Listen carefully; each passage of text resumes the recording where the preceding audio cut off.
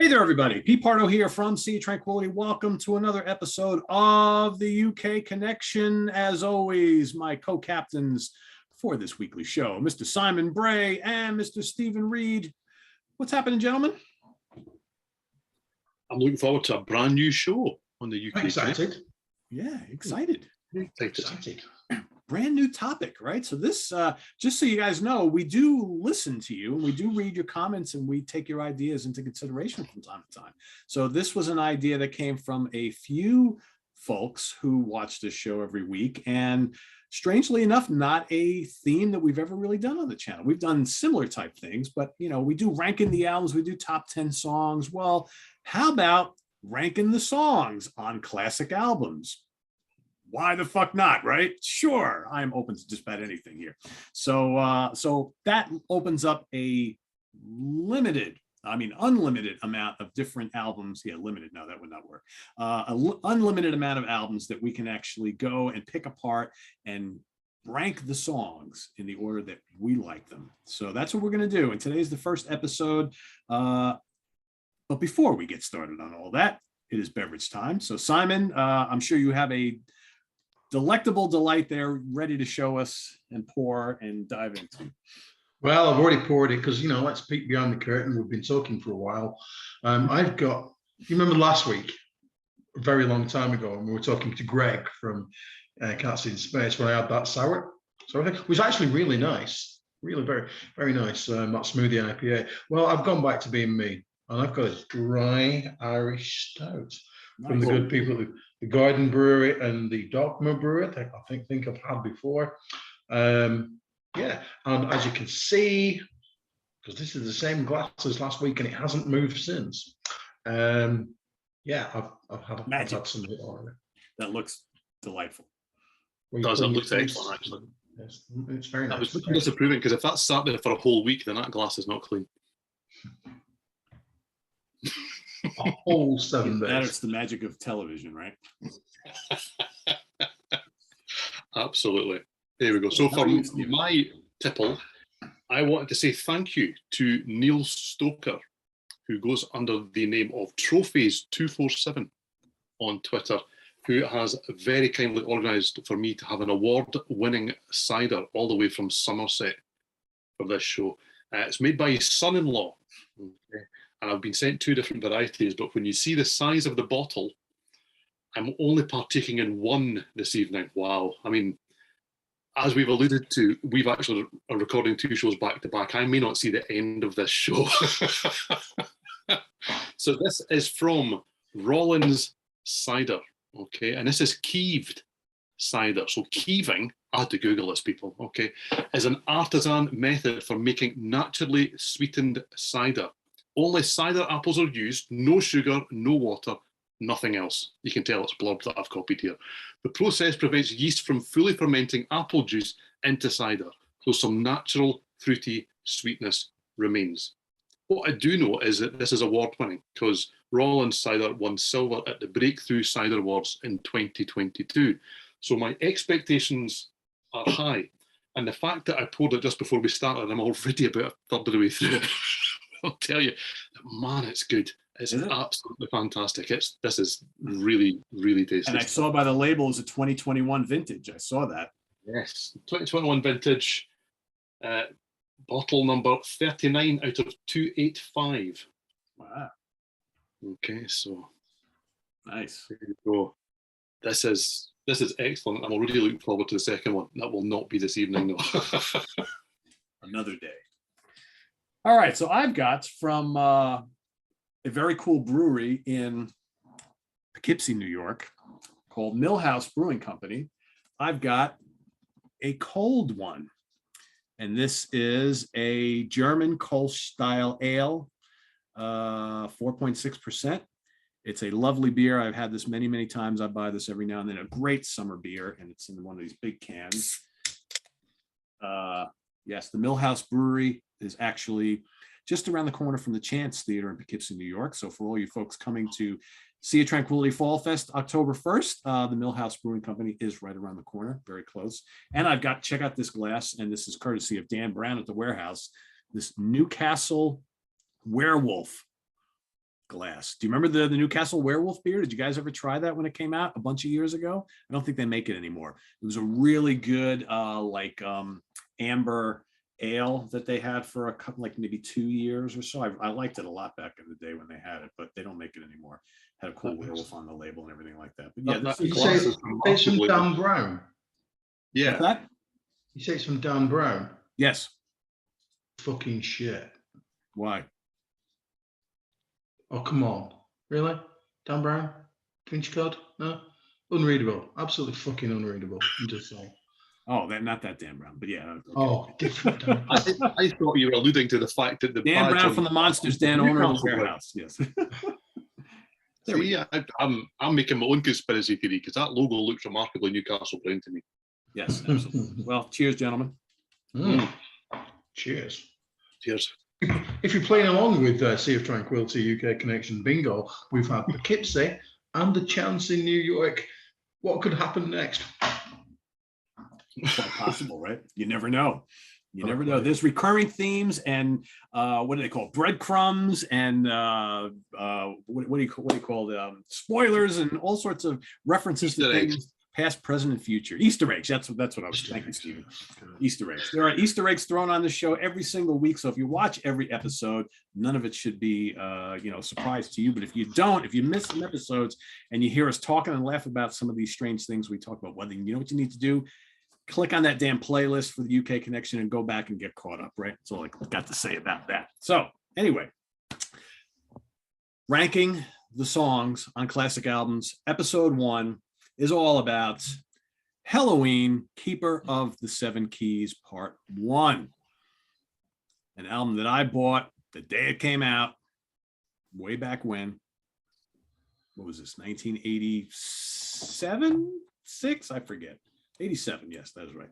Same year that Whitesnake self-titled Sabotage Hall of the Mountain King and all sorts of other great albums. It was a very good year for heavy metal music that year.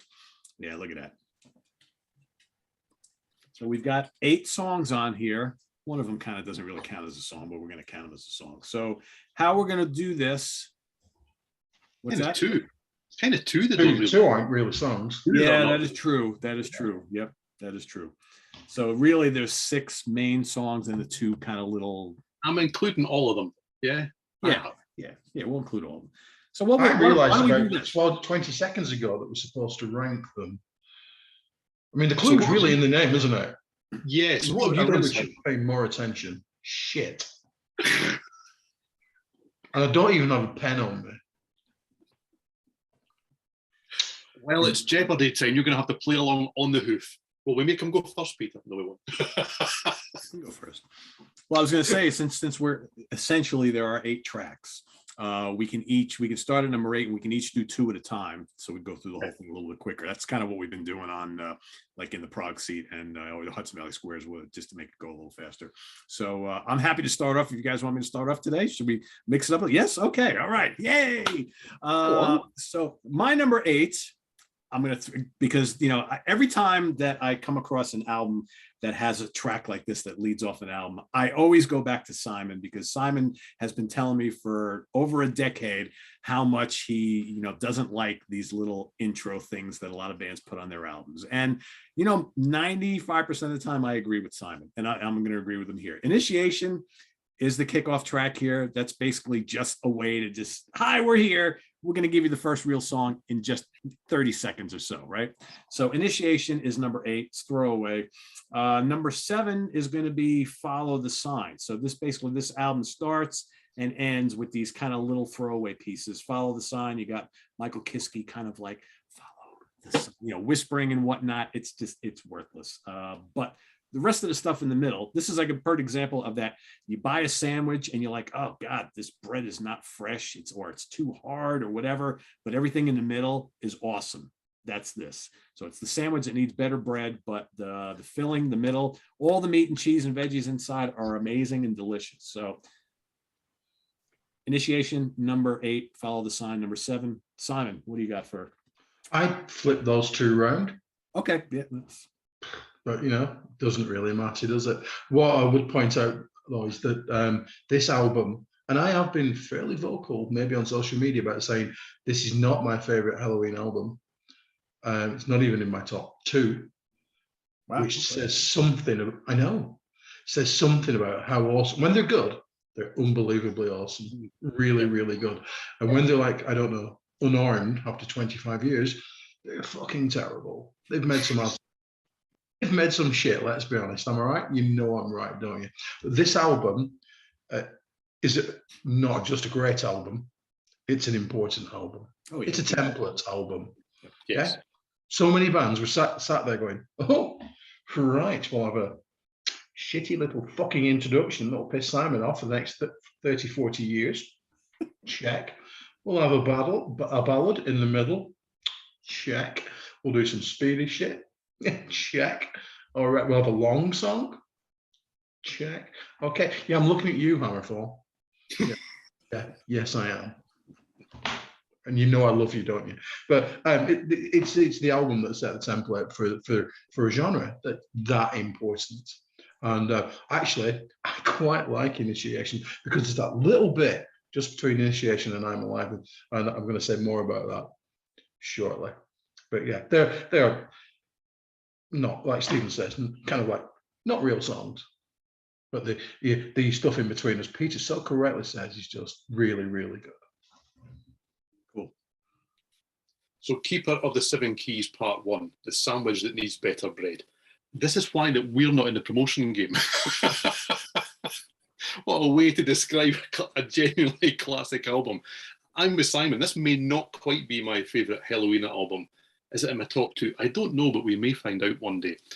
But it is a classic album. This is an important album. This is an album that really was a game changer. Even though they were kind of classed as Iron Maiden clones wrongly in the press at the time, this really was the one that kind of went, hello, Europe does metal, by the way, just to let you know. And it is an absolute belter. And it's got it's got artwork, it's got really bad band photo on the back. I mean, what's that all about? What is that all about? This is called We're Working on a Budget. It's absolutely terrible, but what's inside is brilliant. So I'm going to follow the theme to some extent because Follow the Sign is my number 8. It's a nice little clean guitar, atmospheric outro. Yes, it's got those whispery bits. However, it is kind of, whether it really was or not, in my mind, it's setting the scene for part 2. It's kind of telling you that something's going to come. So it's not quite as pointless. And it's also, I'm quite pleased they don't end on the song that comes before it that we shall not name yet. So I quite like it as those sort of songs go. My number 7 is A Tale That Wasn't Right. Okay, because I think this really is the obligatory slow song on the album. This is the one that goes, we don't just go during the whole thing.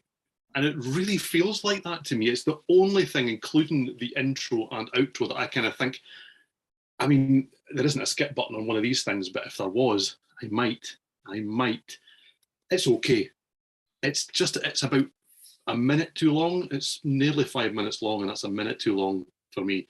It's the only thing on the album that I would go as far as to say that I don't love. So yeah, I've gone against type because there are 2 non-songs on here. But A Tale That Wasn't Right, if they took it off the album, yes, it would be too short. I wouldn't lose any sleep at all. So there you go. My number 6 is A Tale That Wasn't Right. I don't love it, but you know what I do love on it? I think Michael Kiske is amazing on it. I just think the song itself is kind of like, yeah, it's all right. Yeah, it's like you said, it's the obligatory soft song. I remember when this album came out because I still am a massive fan of Walls of Jericho and the EP.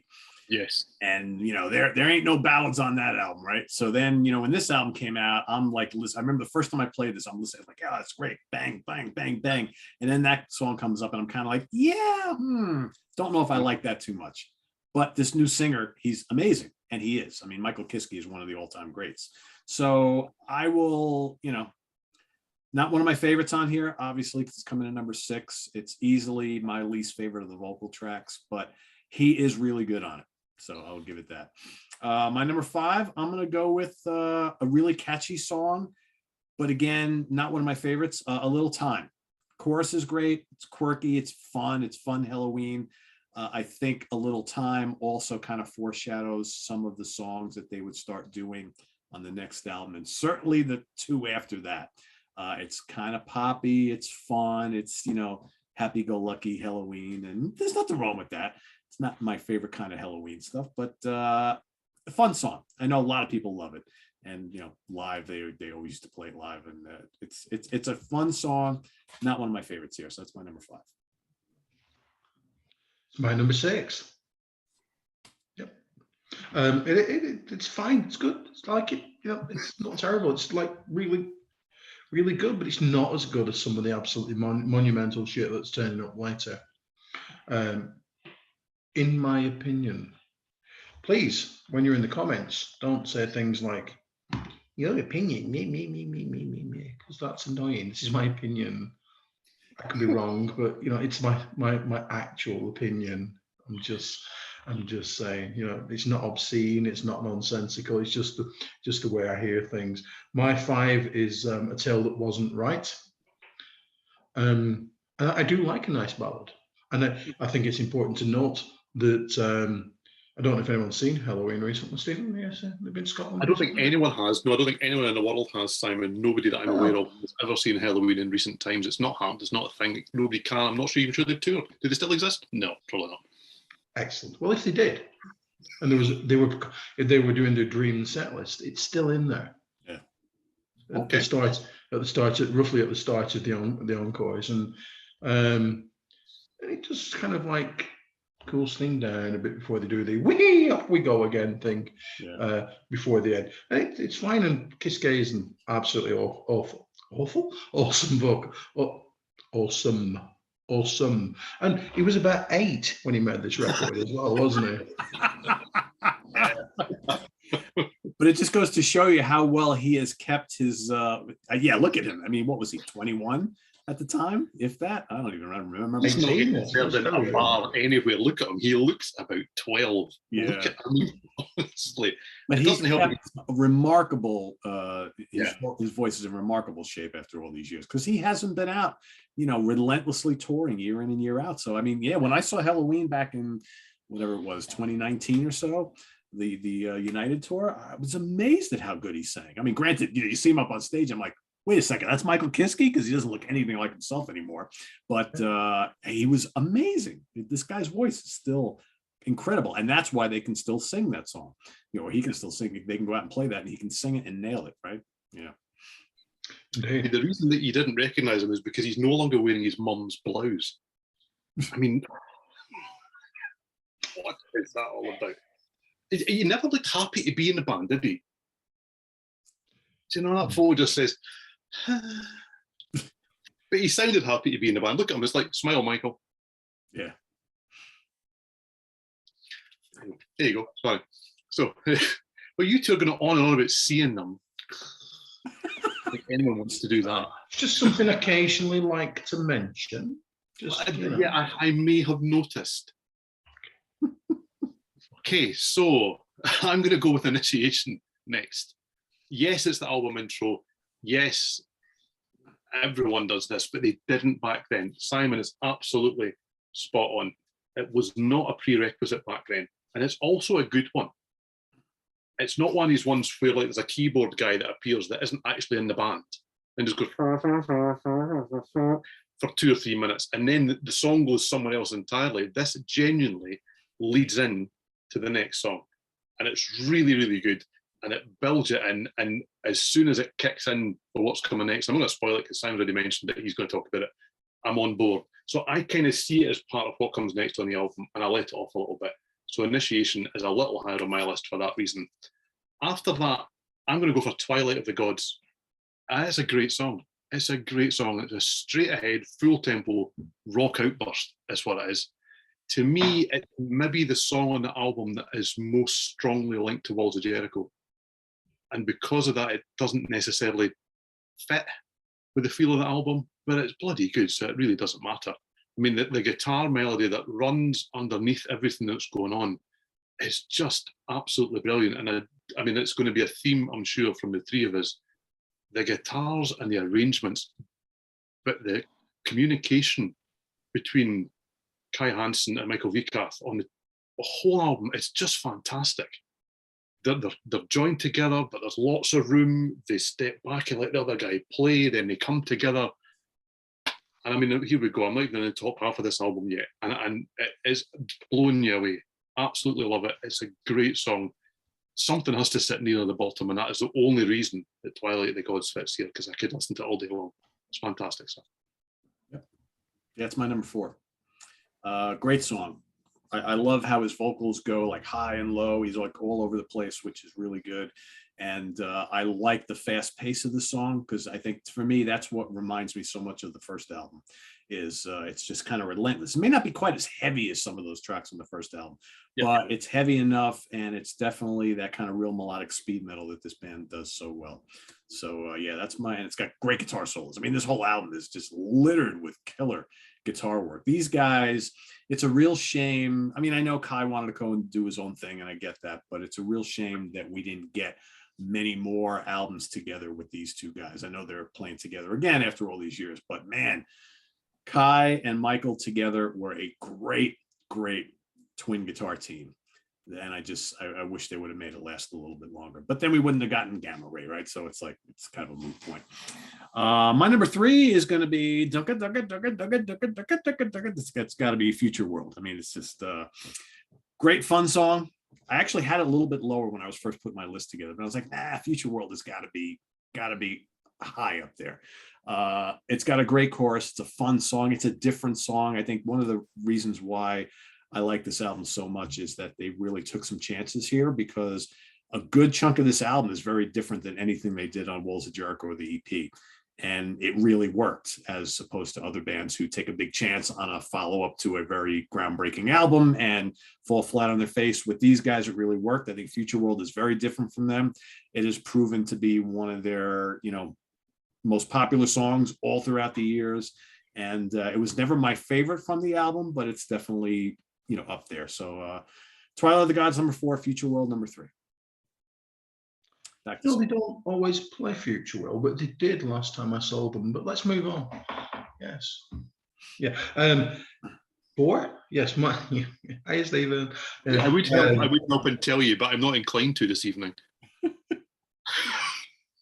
My 4 is Twilight of the Gods. Just for one, Steven Reid is correct. The guitar work on that's phenomenal. It really is. My 3, however, I'm going to be a little bit controversial at this point, I feel, is Helloween. Wow. I know. Because it kind of loses... Color me shocked. Color you shocked. It kind of loses me in the middle. But I really do want to give a shout out to the rhythm section of Helloween. Earlier. Helloween. Christ, they're good. Yeah, they are. Just so. You were talking about the guitars being linked and being synced and being in rhythm. Oh, holy cow! I struggle to think of a better, but man on man, indeed. I feel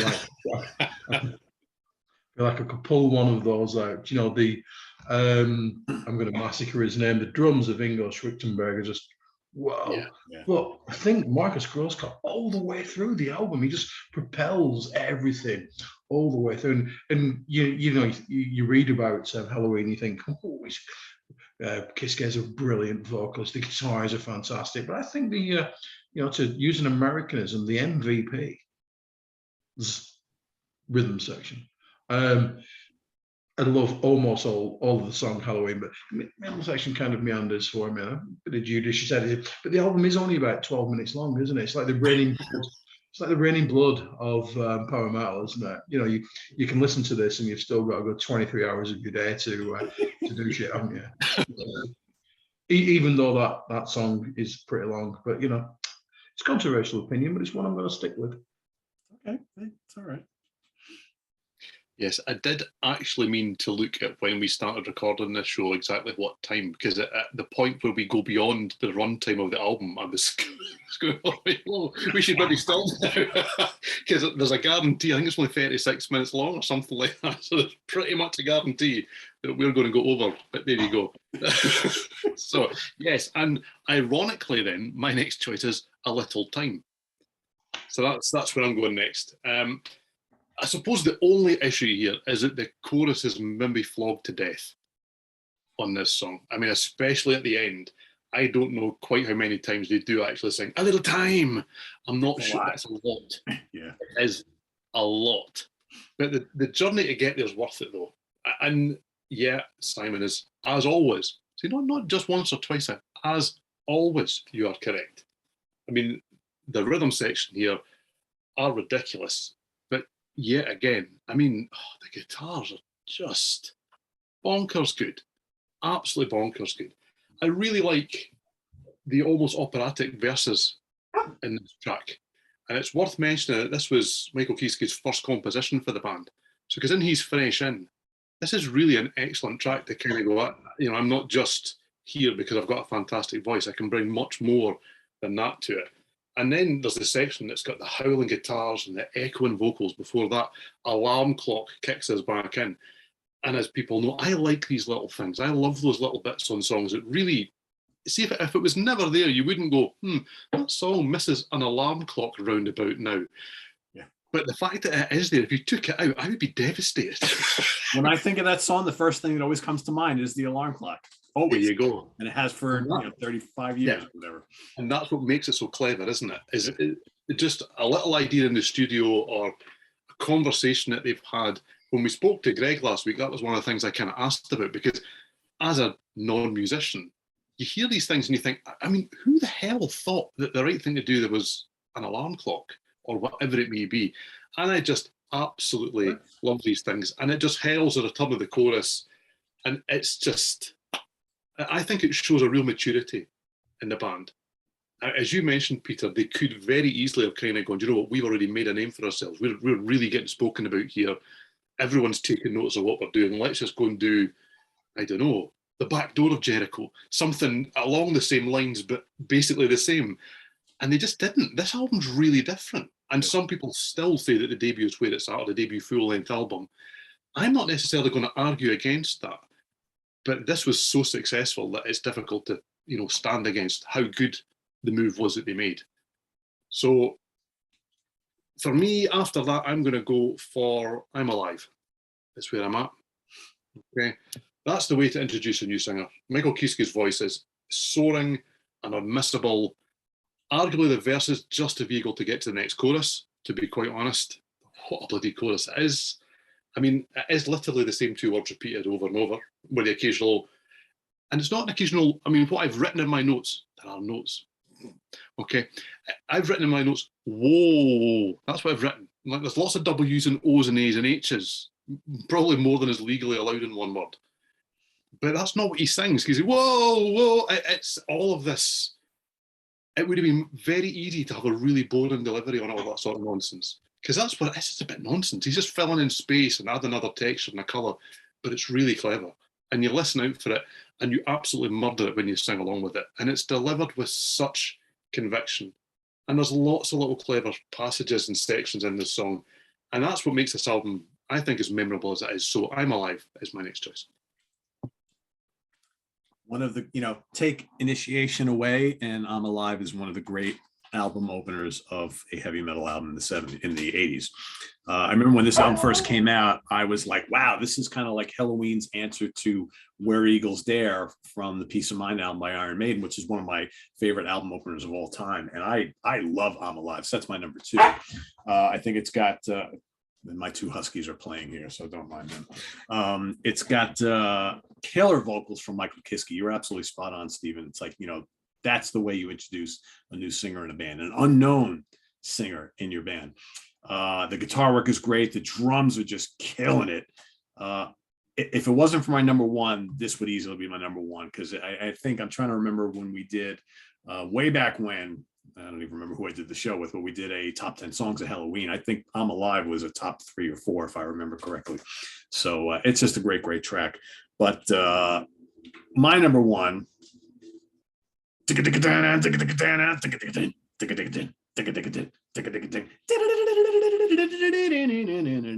mean, I remember, guys, so I was in college when this album came out. So it was 87. So I was in moving into my senior year or something, or junior year, senior year, whatever the hell. And I remember, like I said, I bought this when it came out. I listened to this album nonstop. And I remember I was that guy who would go to like keg and beer parties, and I would bring this album with me. and it's like, oh, you have a turntable. Can we play this album? And I would go and put it on and play this song. And most of the people that I knew that were at these parties who were into metal totally got into this. We used to listen to this song at every freaking party for like 6 months straight. And so, yeah, I love this song. I don't care that it's long. I think this song is better than the epic on the next album. I think by far. I think this is one of the great power metal epics of all time. The vocals are great. It's got atmosphere. It's got ridiculous guitar solos. It's complex. It's symphonic and bombastic. It's heavy. It's just everything that Helloween does great, and it's easily my favorite Helloween song of all time. So, and it's interesting how they saved it for the back end of the album, but that's like, we were talking with Greg from Cats in Space last week. It's like, how many bands will take like an epic length song and put that at the back end of the album? You don't really see a lot of them right off the top, unless you're like the Flower Kings who don't give a shit. It's like, oh, well, we'll start our new album with a 35-minute long track. Hey, why not? But most bands don't do that. So I think it was actually kind of genius on their part to put this on the back end of the album and give you all these other shorter, engaging songs before it. So yeah, that's my number one, Helloween. And how about that chorus? Oh, it's Helloween. I still remember all of us sitting at the parties and everybody's got the fake microphones and standing up and we're all singing and we look ridiculous, I'm sure. But, we were like, 20, 21 years old at the time. So it's just ridiculous shit you do when you're a kid. But man, it's like, I think back on it, it's like, and quite frankly, and I'm sorry, Steven, but Simon, 3 years ago when I saw them in New York City, I was doing the same exact thing. All these years later. 3 years ago. Yeah. Wow. Yeah, excellent. Yeah. Steven, you all right? You will get to go see Pumpkins United before you know it. You just wait to see. Well, yes, please. Yes, please. Can we bring it somewhere near here? Somewhere, please. Pretty please. No, but yeah. Back to my two. Okay, so my two, and I kind of like to weigh this one up. And this is where your initiation comes in. Don't do that there, Stephen. I know you do. You do realise what I do for a living, don't you? Just checking. I've got eyes. Yes, sir. Got eyes everywhere. Yes, Mr. Bray. Thank you. Do they actually? Sorry to interrupt. Do they actually go "Good morning, Mr. Bray"? No, that's not quite how I do it. No. Okay.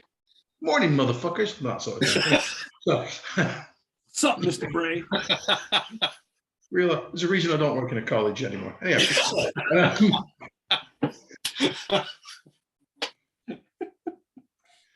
talking about initiation and I'm Alive, there's that bit, I think the absolute genius of initiation is that it's, it kind of like initiates the album.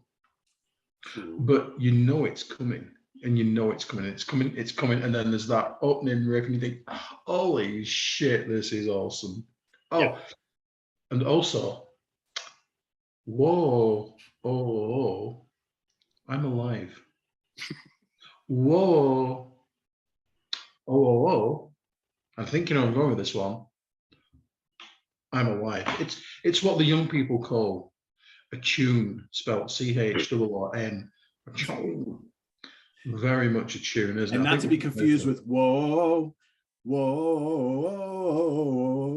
because there's a lot of them out there, right? And it's kind of never ever have enough whoas ever. Come on, bring them on. Bring some whoas on.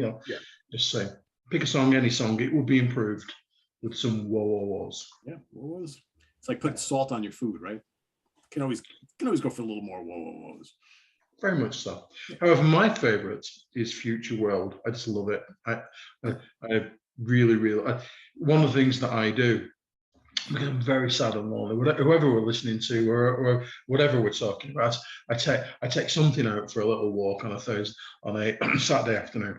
And Saturday afternoon. Sometimes I don't even go and watch the Mighty Clarettes because I'm too busy prepping for this at 7:00. Anyhow, this Saturday afternoon, I took Keeper of the Seven Keys Part 1 for a trot this afternoon, and I was walking around the little villagey thing down there, and I was living in that future world, a world that's full. I was doing that hand grabbed and everything. It's just a brilliant brilliant song. It really is. It's just, yeah, I do like my power metal. Happy. You know, that's why I've got my love of Freedom Call. I like it to be happy. And Future World makes me happy because you know why? Do you know why? I'm going to tell you why. It's a world that's full of love. It's glorious. Come with me. Future World. It's my favorite. I love it. I love it so much. Simon, if I may ask, if you'll permit me, in this wonderful future world, is that guy with the really, really soft hands there? Oh yeah, of course. Good. Of course. That indeed is a good thing. Yeah, and if anybody really wants to know, that was in the episode 2005 to 2009. So I was wrong. You were wrong. Okay. And I was sat there. I sent them off on a wild goose chase. You did indeed. Somebody asked me recently when it was, and I went and had a look, and that's when it was. Okay. Well, I was probably close. It was probably the episode before the one. You were very much on the spot. I thought it was in You Saw Who episode. I was like, oh, all right. It was not. Okay. Oh well. But that's good. I'm glad to hear that John is in the future world, because a future world without John Parr is doesn't bear thinking about it, does it? Yeah, no, we don't want that. We don't want that. In the future world, he's had loads more hits, and I would think so. Didn't exist in a cupboard or anything like that. Yeah, and in a future world, not only does he have this, he probably has this as well. Right? Yeah. So, Stephen, what's your favorite Halloween song on this album? Well, Future World was phenomenal. That's my second favorite. Look at this. How cool is this picture? Look at this. It's beyond cool. That's a throwback to the old new wave of British heavy metal days, right? I mean, all this stuff is you got that stuff regularly back then. Yeah. And I have seen them live, but it was, what was it, 24 years ago or something like that? So not recently. I don't need to look at this. Look, I'm there. Look at that. That's fantastic. Oh yeah. But it's still my second favourite song. It's not my favourite song on the album. This was the only single off the album as well, strangely enough. Yeah. But it was a bit of a curio. I kind of wondered, what else did they release that I didn't buy? And the answer was, well, none of it. I mean, there are other things that are ripe to be released. I'm alive. A little time, I think, would have been a great single. Yeah, absolutely. So yeah, I mean, Future World is great. That little urgent staccato guitar motif that opens the song, but then runs alongside everything else that's going on is just, it grabs the attention, and it's the perfect way just to kick off. I think it's side 2 kicks off. I mean, in many ways, to me, the strength of the album is on side 2, not side 1, but you wouldn't necessarily put the epic, as we say, up front. So it does make sense in that way. Do you know? But it's just such a great song. And same again, I like these little bits that you listen for and you wait for. And I've had to try and work on this, because to write out notes for my favourite bit of Future World, I've had to write down the little bit goes schwank, swing, schwank, sting, right? Because that is my favourite bit of that whole song. I absolutely love that. And I will freely admit that every time the bit happens, I have to. Yeah, all those little weird things they're doing. Yeah. Yeah. You do realise that we're going to get blocked now, don't you? That was so accurate. Have I breached copyright, do you think? Yes. There it is, done. That's it. The lawyers are going to be all over that shit. YouTube police are going to be like, Mr. Pardo, yeah, monetization. So you actually go. Helloween has called us, and they're like, nah, that Steven Reid guy, nope, can't have it. Nope. You see, this time next week, when you go and look for this album on YouTube, I will be there. You see my face. And there will be comments in that video that will be like, Steven Reid from Sea of Tranquility sent me here. I guarantee you. I'm here because of the UK connection. I guarantee you. I will bet money on it. And I never even got as far as to mention that after that bit, there's a little bit that goes sting, which is straight out of Queen. It's right off the "Don't Lose Your Head," sting. You hear the sword go whoosh, comes straight. Anyway, after that, there's a really good guitar solo. Just putting that out there. But I'm just I don't know, an idiot maybe. I really love those little bits and songs that just have no place being there, but they're just so good. But Future, you know what that shows, and especially during this period in the history of the band, that really showed, and not a lot of the other German bands did this, that these guys really had a sense of humor too. And I don't think they took themselves too seriously, because you don't really hear the Scorpions doing kind of funny, odd little bits like that. You don't hear Creator, Destruction, or Sodom, or any of those other bands doing this. Helloween always made it seem like they were just having fun with their albums as well. And I think that's very, very unique, and they need to be commended for that, I think. That's an interesting point, and I completely agree. What I would maybe suggest is it was also their undoing, because right. with the album titles that came next, yeah, and the artwork, and I know that there's renowned people doing artwork of fish and things and all this kind of malarkey that's going on, but it very quickly undid them, and certainly the UK press very quickly went from lauding these guys as the savior of all things metal. They will be the next Iron Maiden to, you're listening to what? Yeah, and that's really joke band, Helloween. Yeah, exactly. Yeah, that's how quickly it's done. Where? Yeah, absolutely. And it Really? was at this point, the balance between fantastic music, really clever arrangements, and yet a little bit of utterly needless humor that makes you go, oh, I'm on board here, I really like this. Well, a couple of years down the line, and that really, you get to stage where you think, am I on board? Or am I being laughed at? I'm not really sure. Be interesting if we do a ranking or a favourite, least favourite, because those albums are not as bad as they're made out, Simon. I'm just yeah. I mean, you know, I used to think they were god awful, and in revisiting them over the last bunch of years, they're not great, but they're not as awful as I used to think they are. Yeah, but the highs are really, really high with Hell. That's the thing. Well, I mean, that's the thing. Yeah, absolutely. Yeah. 100%. Yeah. Bit like with AC/DC, isn't it? Like, you know, the highs are super high and the mediocre are just It's like an indifference. You know, they're like, they're okay. Yeah, absolutely. So that leaves me with Helloween as my number one on this album.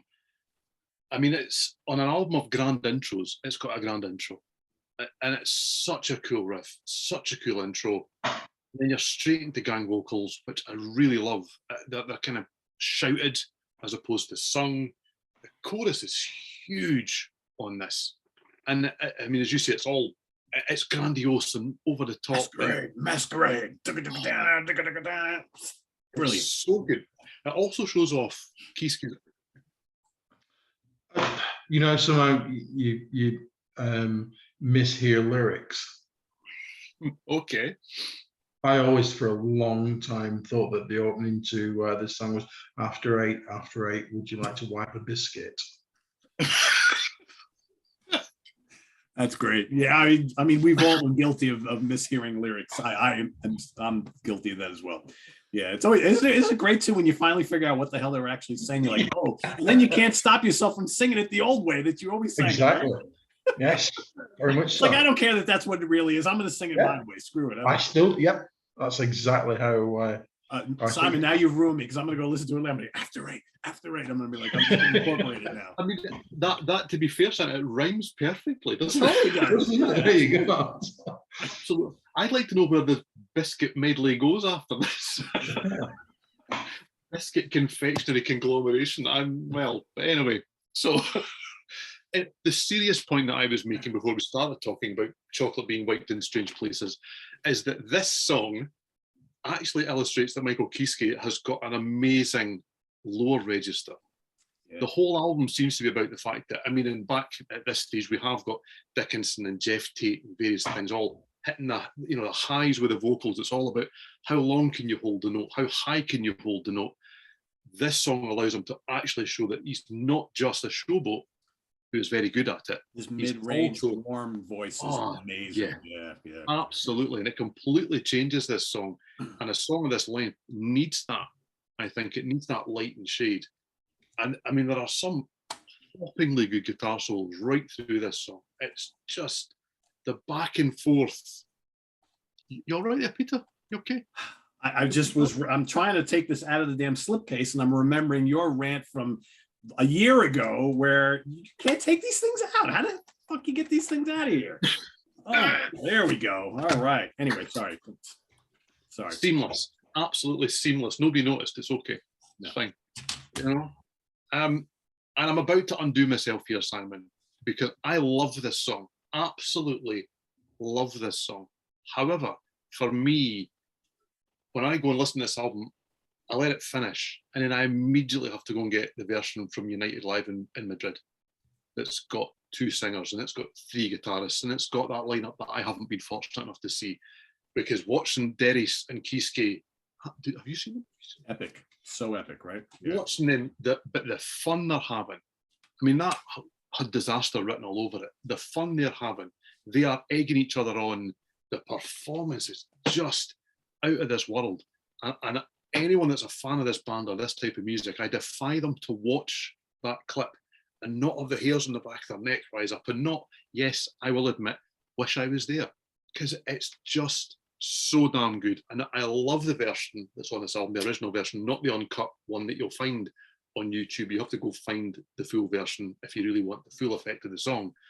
But the even longer live version that's on United Live in Madrid, that is. I will tell you, when I saw them in 2019, that was the highlight of the evening, without question. Amongst many of them, but that to me was the greatest thing. I walked out of that concert and I'm like, wow, that was special. And I stood, in a sea of, however many people were there, like 1,500, 2,000 people, whatever it was, we're all crammed in standing, and I didn't move from the spot. I'm sweating. It's just like all these people around me. And the whole show, I was just transfixed because they played a long time. They played just about every song you'd ever want to hear. But what was cool was hearing these singers all performing together, everybody playing together. And this was played fairly late in the set. And it was like, it's my favorite song anyway from them. And it was just so epic to see all these guys up there together, just performing this lengthy, complicated piece. Just like you remember hearing it on the album, but even better. So yeah, I must admit, I'm not really a live DVD Blu-ray kind of guy. I love going to gigs. I love the atmosphere.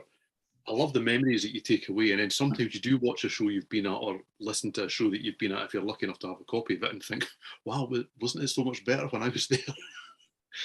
But that show, that United Live in Madrid, is one of the very few that I could just watch every day. It's so good. It is absolutely phenomenal. Yeah. I would agree. So Helloween, should I say, from Helloween, is my favourite song on Keeper of the Seven Keys, Part 1. Cool. I was just thinking a couple minutes ago, we did that whole little bit about John Parr. Just think about all these sad folks who don't watch every episode, who are probably sitting there scratching their head, wondering what the fuck are these 3 guys talking about? So in other words, if you have no clue what that whole bit was about, go back to the 2005, 2008. Is that it, Simon? Yep. 2005 to 2009. 2009. All right. Go back to that episode and watch that. That's where it all began. That was quite a while ago. So going forward, you'll know what we're talking about when we do this. All right. So. Yeah. So I was going to ask, because this is a new idea. Okay. And I'm about to undo myself here. I'm about to lose an entire week's worth of scrolling. What do people want to see done? What albums do? And it has to be the classic. Simon hit the nail on the head earlier on. Is this his favourite Helloween album? He's already said it's not. Is it mine? Probably not. Is it the classic Helloween album? I don't think you can argue against that. It is their classic album. So it has to be. It's not your favourite. It's not what one means most to you or the one that you play most. It's got to be the one that is universally agreed to be the pinnacle, the one that mattered, the one that made the difference. It's their classic album, and I'd love to know what everyone would like us to cover. Yeah, so give it some good thought, everybody. I mean, if you want to, throw some stuff out there. If you want to see us do this for, High and Dry, if you want to see us do this for, A Night at the Opera, if you want to see us do this for Led Zeppelin 4, if you want to see us do, well, Simon doesn't like Led Zeppelin, so that's out. Whatever. Can we do the Doors? Or the Doors, yes. Or, Stained Class by Judas Priest, or, Blackout, or whatever it might be.